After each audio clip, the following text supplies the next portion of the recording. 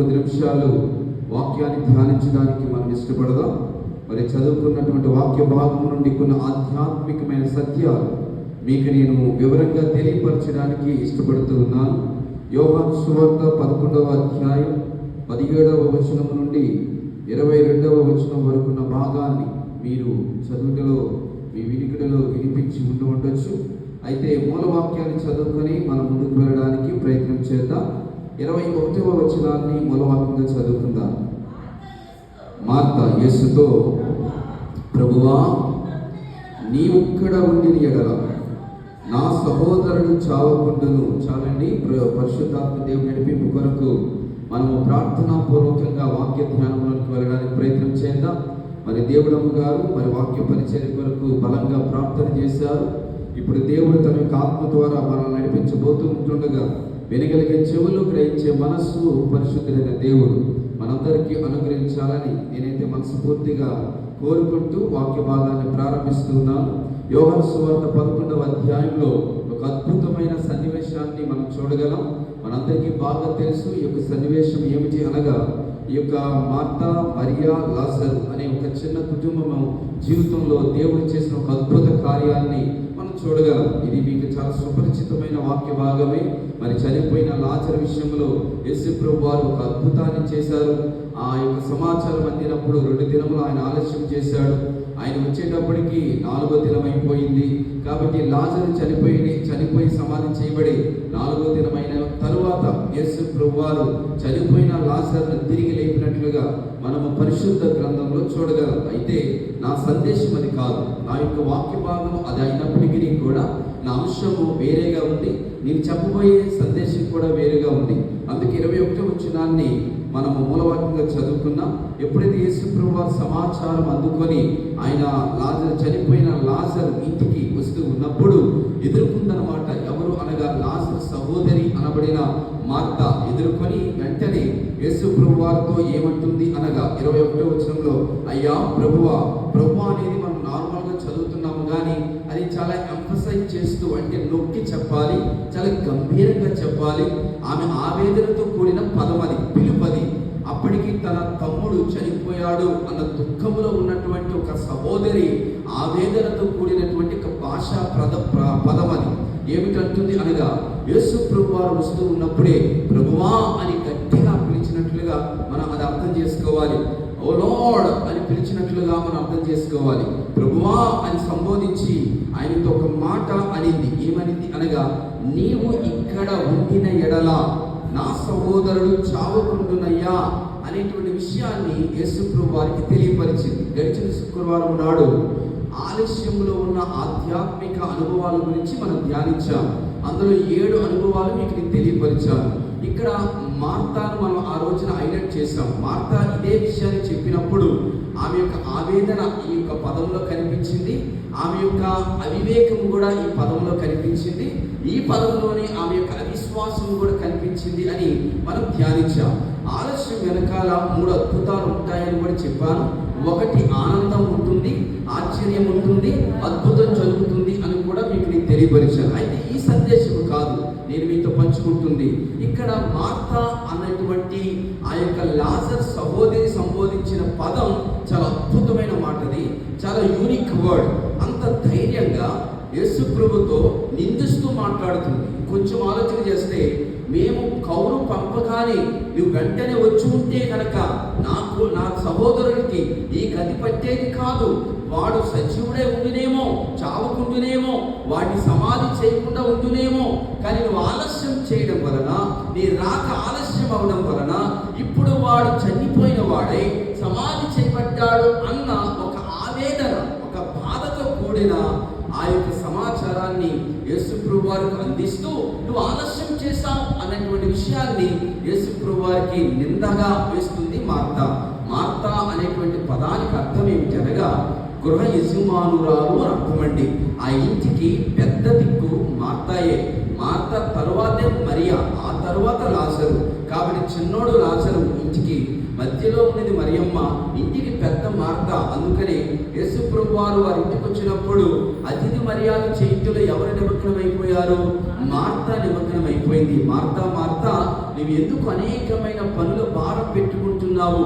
ఉత్తమమైనది, ఆ అవసరమైనది ఒకటే కదా ఉన్నది అని యేసు ప్రభు వారు మరియమ్మల విషయంలో మెచ్చుకుంటూ మార్తాని గద్దించినట్లుగా మనం చూడగలం. ఇంటికి పెద్ద మార్త, తల్లి తరువాత తల్లి మార్త, ఇంటికి పెద్ద దిక్కు మార్త. తల్లిదండ్రులు లేకపోవచ్చు, ఒక అనాథ కుటుంబం కావచ్చు, అతిథి మర్యాద తెలిసింది కాబట్టి మార్త ఎవరైనా వస్తే కనుక ఈమె ఇంటి నుండి బయటికి వెళ్ళి వారిని ఆహ్వానించేది. కాబట్టి ఈ ప్రాసెస్లో కూడా మరియమ్మ యేసు ప్రభు దగ్గరికి వెళ్ళలేదు. అప్పటికి లాజరు చనిపోయాడు కాబట్టి అతని ఉనికి కూడా కనిపించదు. కానీ ఇంటికి పెద్ద దిక్కు మార్త, అంటే ఇంటి గృహ యజమానురాలు మార్త కాబట్టి ఎదుర్కొని ఏమనింది అనగా, నీవు ఇక్కడ ఉండిన ఎడల నా సహోదరుడు చావుకుండును. అద్భుతమైన పదమండి. ఆఫ్కోర్స్ అందులో అవివేకం ఉంది, అందులో అజ్ఞానం ఉంది, అందులో అవిశ్వాసం ఉంది, ఆమె యొక్క ఆవేదన ఉంది, ఆమె యొక్క ఆవేశం ఉంది. అయినప్పటికీ కానీ ఒక అద్భుతమైన సందేశాన్ని పరిశుద్ధాత్మ దేవుడి ఈ పదాన్ని పరిశుద్ధ గ్రంథంలో రాయించడం వలన ఇది సంఘానికి అవసరమైన పదంగా మనం చూడాలి. ఇది సంఘానికి అవసరమయ్యే పదం. నీవు ఇక్కడ ఉండిన ఎడల నా సహోదరుడు చావుకుంటును. ఒకవేళ ఆయన అక్కడ ఉన్నాడు అనుకోండి, చెప్పండి, ఆయన అక్కడ ఉన్నాడు అనుకోండి, లాజరు చనిపోయిన వాడు కాదు అని కదా దాని అర్థము. తనని సమాధి చేసే అవసరం లేదు అని కదా అర్థం. ఈ రోజున ప్రశ్న ఏమిటి అనగా, యేసు క్రీస్తు మన జీవితాల్లో ఉంటే, యేసు క్రీస్తు మన కుటుంబాల్లో ఉంటే మన బ్రతుకులు ఇలా ఉండేవి కావు అని అంటారు. మన ఆధ్యాత్మిక జీవితం ఇలా ఉండేది కాదు అని అంటారు. మన యొక్క కుటుంబాలు ఈ సమస్యలు ఉండేవి కావు అని నేను అంటాను. యేసు ప్రభువారు ఉన్నాడా? యేసు ప్రభువారు ఉంటే ఎందుకు ఈ గతి మన జీవితాలకు? యేసు ప్రభువారు లేడా? ఎందుకు లేడు అని ఒకసారి ఆలోచన చేయాలి. యేసు ప్రభు ఉన్నాడా? మన ఇంటిలో ఉన్నాడా? మన ఒంటిలో ఉన్నాడా? మన సంఘంలో ఉన్నాడా? ఉంటే నేను అంటాను, ఇలా ఉండదేమో మన పరిస్థితి, లేడేమో అనుకోవచ్చు, మనకు దూరంగా ఉన్నాడేమో యేసు ప్రభు. ఇక్కడ మార్త చెప్తున్న స్టేట్మెంట్ అద్భుతమైనటువంటి స్టేట్మెంట్. ఏమిటి? నువ్వు ఎక్కడ ఉంటే నా పరిస్థితి వేరేగా ఉండేది, మా కుటుంబ పరిస్థితి వేరేగా ఉండేది. నా సహోదరుడు, ఎంతగానో ప్రేమిస్తున్న నా సహోదరుడు చచ్చిపోయి సమాధి చేసి ఉండకపోవచ్చు. నువ్వు లేకపోవడం వలనే, ఇక్కడ లేకపోవడం వలనే, నాతో నువ్వు లేకపోవడం వలనే, నా కుటుంబంలో నువ్వు లేకపోవడం వలనే నాకు ఇన్ని రకాలైనటువంటి ఆవేదనలు, ఇన్ని రకాలైన బాధలు, ఇన్ని రకాలైనటువంటి కష్టాలు, ఇన్ని రకాలైనటువంటి ఆపదలు కలుగుకున్నాయేమో అని అంటుంది మార్త. మనం అనగలమండి ఈ మాట? ప్రభువా, నువ్వు నా జీవితంలో ఉండుంటే నేను ఇలా ఉండేవాడినా? నా బ్రతికి ఇలా ఉండేదా? నా కుటుంబ నేపథ్యం ఇలా ఉండేదా? ఏంటి ఈ యొక్క స్థితి? అసలు ఆలోచన చేయండి. ప్రభునందు ప్రియమైనటువంటి దేవుని సంగమా, మీలాంటి ఒక స్త్రీ, మీలాంటి ఒక భక్తురాలు, మీలాంటి యేసు ప్రభువును అంగీకరించిన ఒక దాసురాలు అంటున్న మాట ఏమిటనగా, నీవు మాతో ఉంటే కనుక ఈ పరిస్థితి ఉండేది కాదు. అయితే యేసు ప్రభువారు ఉంటే జరిగేది ఏమిటి? యేసు ప్రభువారు ఉండటం వలన, యేసు ప్రభువారు ఉంటే, అక్కడ ఉంటే ఏమయ్యేది? కొన్ని దృష్టాంతాలు పరిశుద్ధ గ్రంథంలో ఉన్నాయి. యేసు ప్రభువారు ఉంటే కనుక పరిస్థితులు మారిపోతాయండి. ఆమె చెప్పండి, ఎలా మారిపోతాయంటే, మనకి యోహాను సువార్త 2వ అధ్యాయం మొదటి 11 వచనాల్లో కానా అనేటువంటి పెండ్లి వివాహమునకు యేసు ప్రభువారు తన శిష్యులు ఆహ్వానించబడ్డారు. ఒకసారి ఆలోచన చేయండి. ఆ కానా వివాహపు విందులో, కార్యక్రమంలో యేసు ప్రభువారిని పక్కన పెట్టండి. అసలు యేసు ప్రభువారు లేడు అనుకోండి, ఆ వివాహం ఎలా ఉండేది?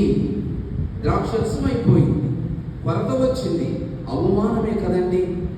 ఆ యొక్క ఎవరైతే నిర్వాహకుడు ఉన్నాడో, యజమానుడు ఉన్నాడో, నిందల పాలే కదండి. ఎప్పుడైతే ఆ కార్యక్రమంలో అక్కడ యేసు ప్రభు ఉన్నాడో ఏమైందండి? ఆ కొరత తొలిగా తీర్చబడి అవమానమునకు బదులుగా మెప్పు వచ్చిందండి. ఏమన్నారు వచ్చినటువంటి అతిథులందరూ కూడా, అయ్యా నువ్వు మంచి ద్రాక్షరసము దాచుకున్నావు, మాకు చెడు ద్రాక్షరసం ఇచ్చావా అన్నట్లుగా మాట్లాడుకొని మెచ్చుకున్నారటండి.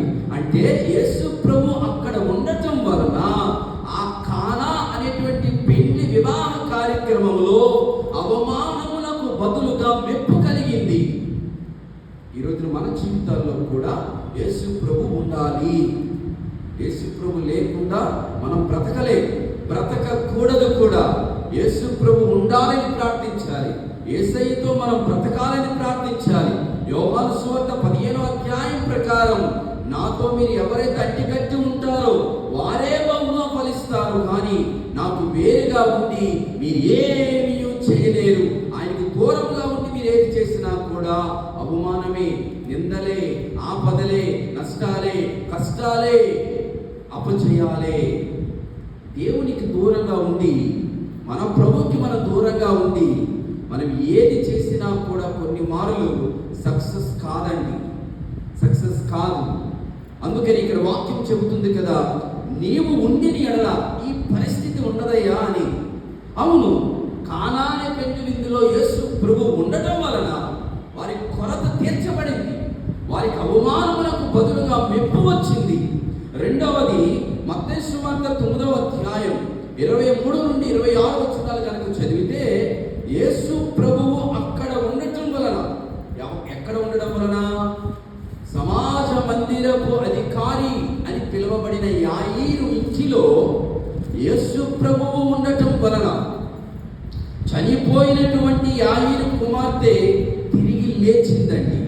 పడి ఉన్న చిన్నది లేచిన చిన్నదిగా మారిపోయింది. కారణం యేసు ప్రభువు అక్కడ ఉండటం వలన.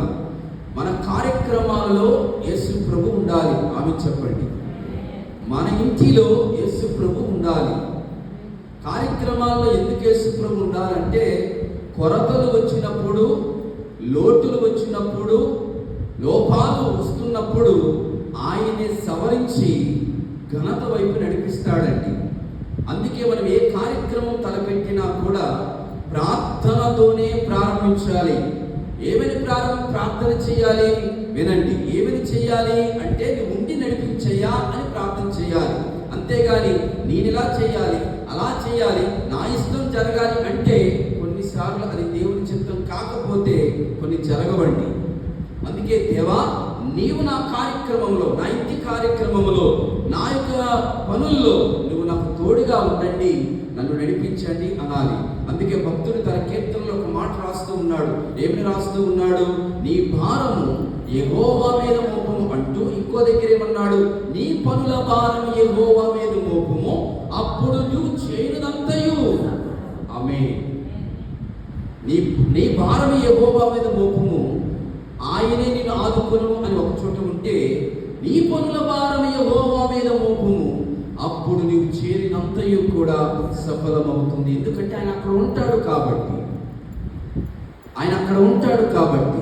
అందుకే స్త్రీలైన మీరు కానీ, సంఘము కానీ, మార్త అడిగినట్టుగా, మార్త ఆశించినట్లుగా, మార్తలో ఉన్న ఆ యొక్క ఆవేదన ఉన్నట్లుగా ఈరోజు మీరు కూడా అవిశ్వాసంతో కాక విశ్వాసంతో, తండ్రి నీవు మాతో ఉంటే ఇలా జరిగేదా? నీవు మాతో ఉంటుంటే నా కుటుంబంలో ఇలాంటి పరిస్థితులు వచ్చేవా? నీవు మాకు ఉంటుంటే ఇలాగా మేము నడిపించబడేది కాదు కదా? లేవేమో మా కుటుంబంలో, లేవేమో మా పనుల్లో, ఎందుకు లేవు అని అడిగితే ఆయన చెప్పే సమాధానం ఏంటో తెలుసా అండి? మీరు నన్ను అడగడం లేదు, నా యొక్క విచారణ చేయడం లేదు, మీరు మీ యొక్క సొంత ఆ జ్ఞానం ఉపయోగించుకొని మీ ఇష్టానుకూలంగా మీరు చేసుకుంటూ వెళ్ళిపోతున్నారు అని అంటాడు. అప్పుడు మనం ఏమనగాలి? క్షమించయ్యా, ఇక నుండైనా నువ్వు మాతో ఉండండి, నువ్వు లేకపోతే మాకు ప్రమాదం అని ప్రార్థన చేయాలి. యాయిరు ఇంటిలో యేసు ప్రభు ఉండడం వలన ఆ ఇంటిలో మరణం లేకుండా పోయిందండి. మరణించిన వారు సైతము కూడా బ్రతికారు. ఆ ఇంటి ఇంటి పిల్ల వాక్యంలో చెప్పబడింది కదా, చాలా చిన్నది, వయసు కూడా రాయబడింది కదా, ఆమె చాలా చిన్నది. ఆ యొక్క ప్రాయం కలిగిన కుమార్తె చావు బతుకుల్లో ఉంటే యేసు ప్రభు అక్కడ ఉండటం వలన ఆమె యొక్క మరణము పోయి తిరిగి లేచినట్లుగా మనం లేఖనాల్లో చూడగలం. మూడవది, ఆయన ఉంటే గనక జరిగేది ఇక్కడ మార్తా లైఫ్ లోనే మనం చూస్తున్నాము కదా, ఇక్కడ సమయం పోలేదు, 4 దినాలు అయినప్పటికీ కూడా ఆ సమాధి దగ్గర, లాజరు ఉన్న సమాధి దగ్గర యేసు ప్రభువు ఉండటం వలన చనిపోయిన లాజరు తిరిగి లేచి వచ్చినట్లుగా మనం చూడగలమండి. మృతమైనది తిరిగి బ్రతుకుతుందండి. ఆమె చెప్తారా, యేసు ప్రభు ఉండు స్థలం ఈ రోజున మీ ఇంటిలో, మీ పనుల్లో యేసు ప్రభు ఉంటే ఏమవుతుందో చెప్తున్నాను. తర్వాత మీ పిల్లల విషయంలో, మీ పిల్లల దగ్గర యేసు ప్రభు వారు ఉంటే ఏమవుతుందో చెప్పాను.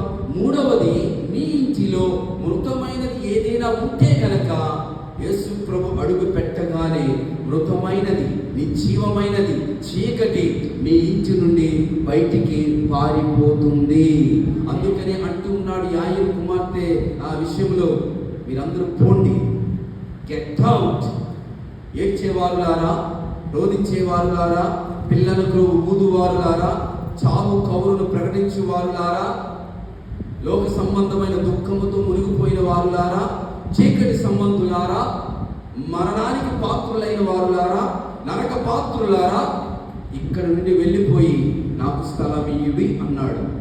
ఎప్పుడైతే మీరు దేవుని అడుగుతారో మీ ఇంటిలో ఉన్నటువంటి మృతమైనవి బయటికి పోతాయి.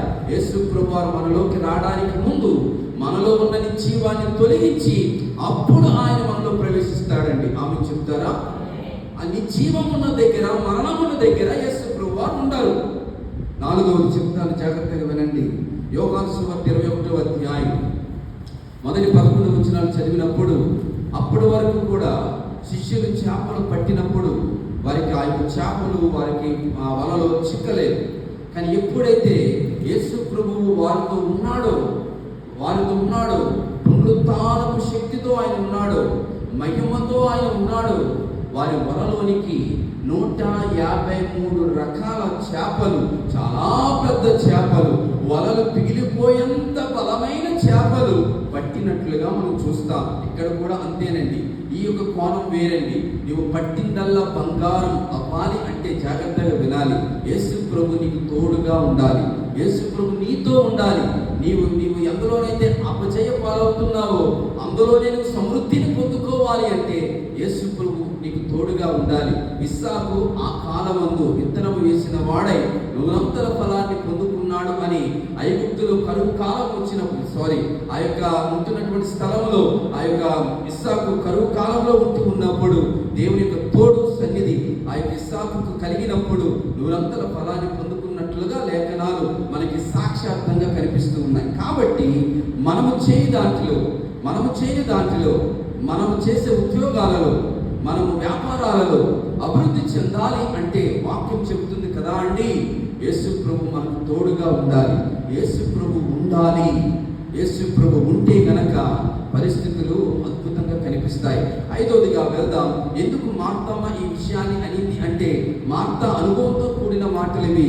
ఏమిటి అనగా, యేసు ప్రభు వారు ఉన్నప్పుడు ఏమవుతుంది అనగా స్వస్థత కార్యాలు కూడా జరుగుతాయి. యోహాను సువార్త 5వ అధ్యాయం 1-9 వచనాలు చదివినప్పుడు, అప్పటికే బెతెస్దా అనేటువంటి కోనేటి దగ్గర 38 ఏళ్ల నుంచి ఒక వ్యక్తి పడి ఉన్నాడు.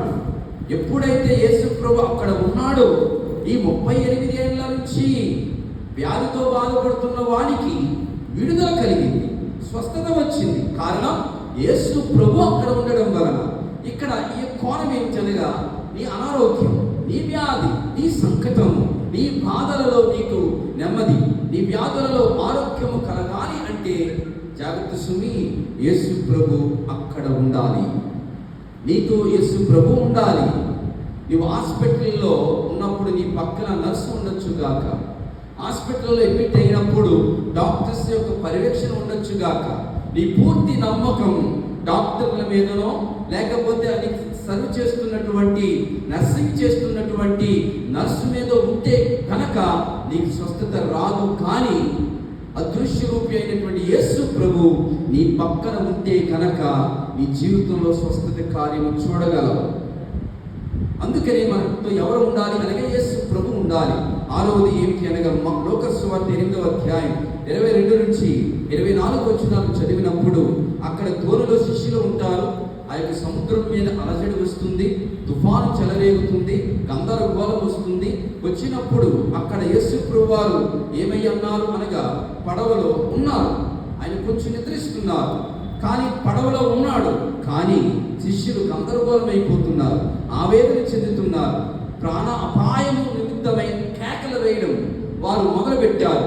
అక్కడ యేసు ప్రభు వారు ఉండటం వలన సముద్రం మీద తుఫాను ఆగిపోయినట్లుగా జరిగింది. కారణం యేసు ప్రభు వారు ఉన్నారు.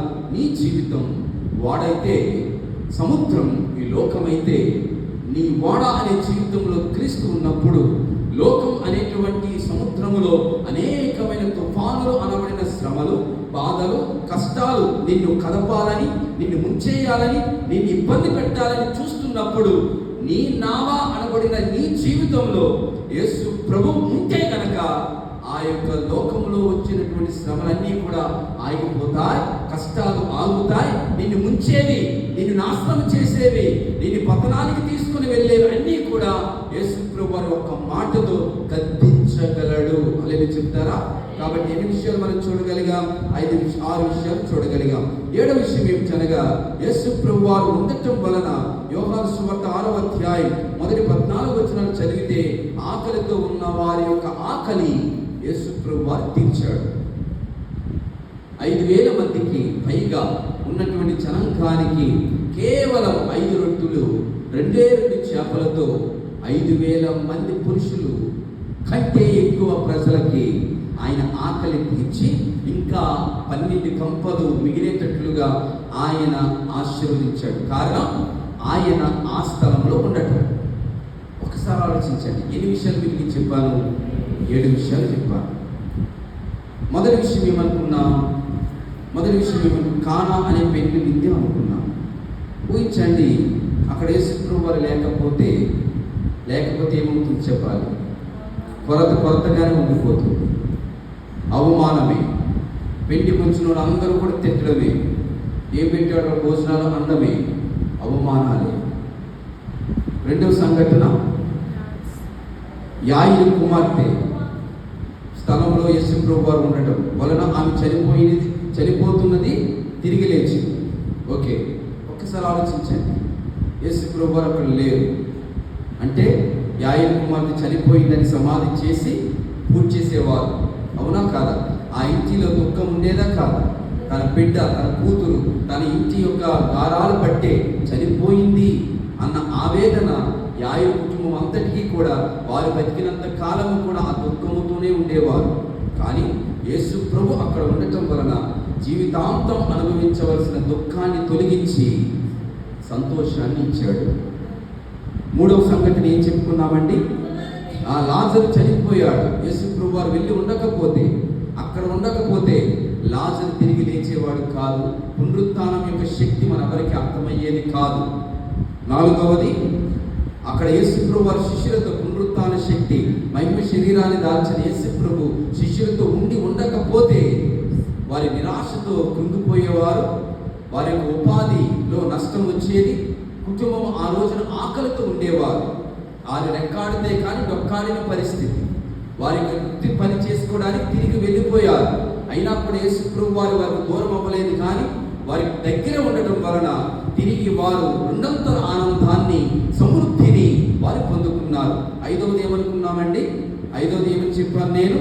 38 సంవత్సరాల వ్యాధి ఉన్న వ్యక్తి యేసు ప్రభు వారు ఉండటం వలన స్వస్థత వచ్చింది. ఊహించండి, యేసు ప్రభు వారు అక్కడ లేడు అనుకుంటే అతడు ఆ వ్యాధితోనే చనిపోయి ఉండవచ్చు, అదే వ్యాధితో నాశనం అయిపోయి ఉండవచ్చు. కానీ దేవుడు ఆ వ్యాధి నుండి అతన్ని స్వస్థపరిచి, అతనిని బలపరిచి, అతనిలో ఉన్న దుఃఖాన్ని తొలగించి గొప్ప మహత్కార్యాన్ని చేశాడు యేసు ప్రభు వారు.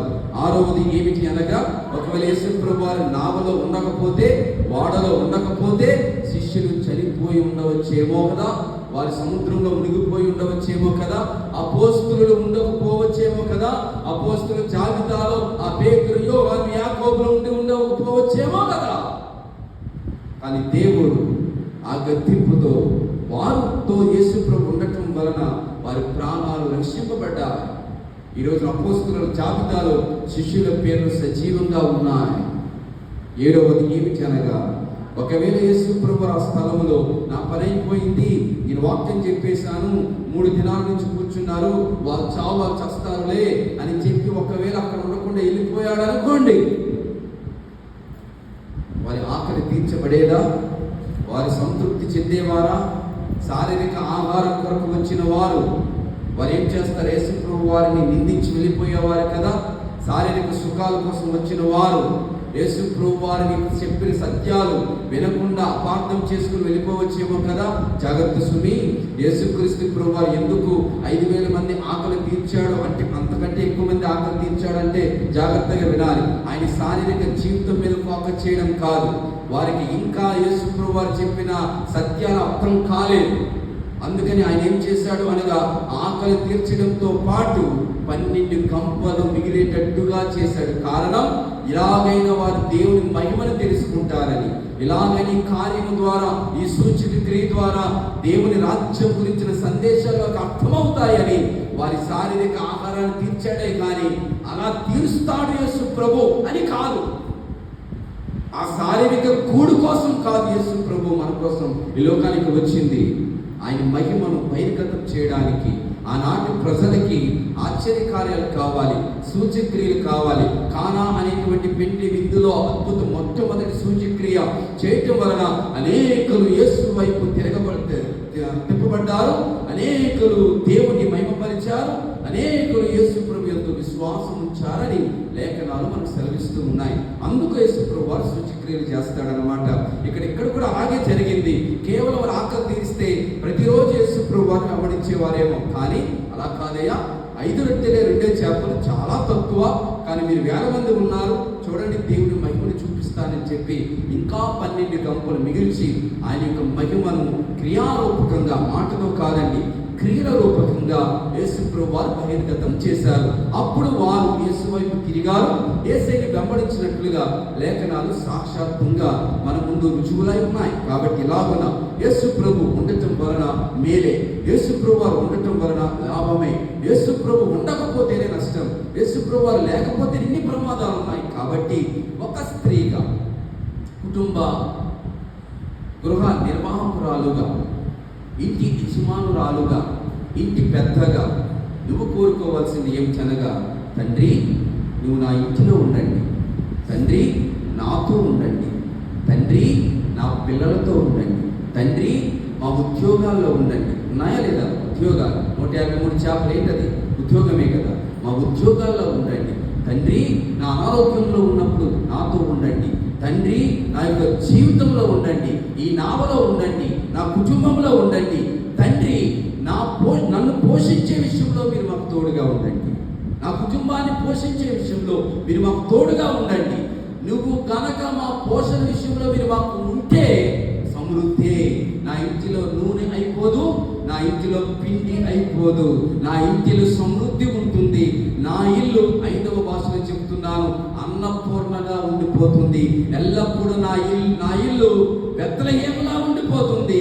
బెత్లెహేము అనగా అన్నము దొరికే స్థలము అర్థము. కాబట్టి నా ఇల్లు అనేకులకు ఆతిథ్యం ఇచ్చే ఇల్లుగా మారిపోతుంది. నా ఇంటికి వచ్చే ప్రతి ఒక్కరికి సమృద్ధిగా పెట్టే ఇల్లుగా మారిపోతుంది, ఆతిథ్యం ఇచ్చే ఇల్లుగా మారిపోతుంది, ఇతరులకు ఇచ్చే ఇల్లుగా మారిపోతుంది, తీసుకొని ఇల్లుగా మారదు. ఈ రోజున యేసు ప్రభు మనతో లేకపోవడం వలనే మనకి కొరత, కరువు, ఇబ్బంది, బలహీనత. మనం ఎప్పుడు తీసుకునే విషయంలోనే ఉంటున్నాం.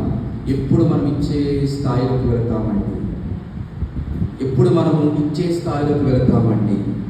ఎప్పుడో తెలుసా అండి? యేసు ప్రభు మనతో ఉన్నప్పుడు, యేసు ప్రభు మనతో ఉన్నప్పుడు ప్రశ్నించుకోండి. మీ వ్యక్తిగత సమస్యలను ఒకసారి బేరీజు వేసుకోండి. ఒకవేళ యేసు ప్రభు మీతో ఉంటే ఇప్పుడు మీకున్న ఇబ్బందులు ఏవైతే ఉన్నాయో మీ ఒంటిలో, మీ ఇంటిలో, సమాజంలో మీకు ఇలాంటి పరిస్థితి ఉండేదా, కలిగేదా?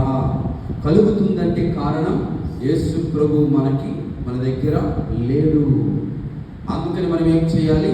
ప్రార్థన చేయాలి. ఏమైనా ప్రార్థన చేయాలి? నువ్వు మాకు ఉండయ్యా, నువ్వు ఉండాలి, నువ్వు ఉండయ్యా అని బెగ్గింగ్ చేసుకోవాలి. నువ్వు ఉండయ్యా, నువ్వు మాకు ఉండయ్యా, నడిపించయ్యా అని ఆయన మీద ఆధారపడాలి. ఆయన సార్వభౌమ అధికారం క్రిందకు మనం వచ్చేయాలి. ఆయన అధికారం క్రిందకు వచ్చేయాలి. ఆయన మీద కాదు మనం అధికారం చేయాల్సింది, ఆయన క్రింద మనం ఉండి ఆయన అధికారం క్రిందకి లోపడాలని వాక్యం సెలవిస్తుంది. కాబట్టి మనము తగిన కాలంలో ఇచ్చిపబడినట్లుగా మనము సమస్త విషయంలో కూడా ఆయన అధికారం క్రిందకి మనము చేయాలి, ఆయనకి లోపడాలి. ప్రార్థన చేద్దాం. మరి ప్రార్థన చేసేవారు ముందుకు రావాలని మనం చేస్తూ ఉన్నాం.